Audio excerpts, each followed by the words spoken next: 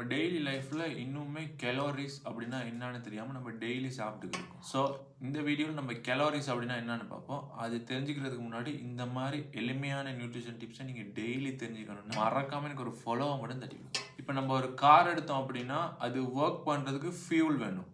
Same நம்ம பாடி work பண்றதுக்கு calories வேணும்.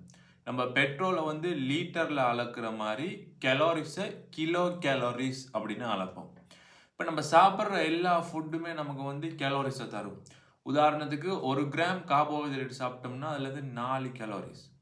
1 கிராம் புரோட்டீன் சாப்பிட்டோம்னா அதுலேருந்து 4 கேலோரிஸ். 1 கிராம் ஃபெட் சாப்பிட்டோம்னா அதுலேருந்து 9 கேலரிஸ் வரும்.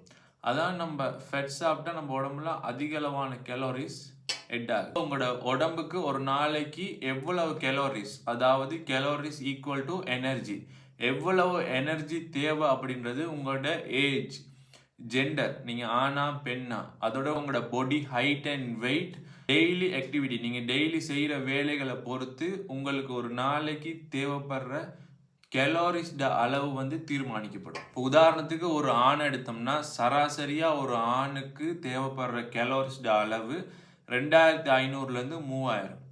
இதே ஒரு பெண் எடுத்தோம்னா அவங்களுக்கு சராசரியா தேவைப்படுற கேலோரிஸ் அளவு வந்து 2200 2400 இருக்கும். இப்போ ஒரு ஆணுக்கு 2500 கேலோரிஸ் தான் தேவை. பட் அவர் சாப்பிட்றது 3000 கேலோரிஸா இருந்துச்சுன்னா இந்த இடத்துல நம்ம 500 கேலோரிஸ் கூட சாப்பிட்றோம்.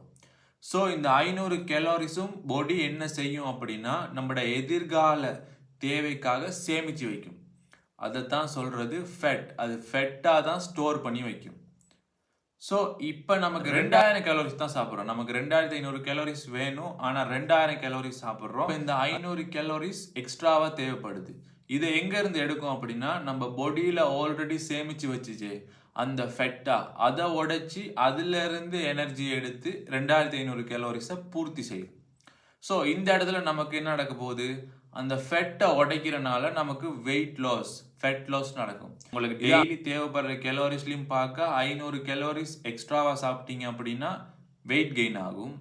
அதே நேரம் அந்த 500 கேலோரிஸை குறைவாக சாப்பிட்டீங்க அப்படின்னா வெயிட் லாஸ் ஆகும்.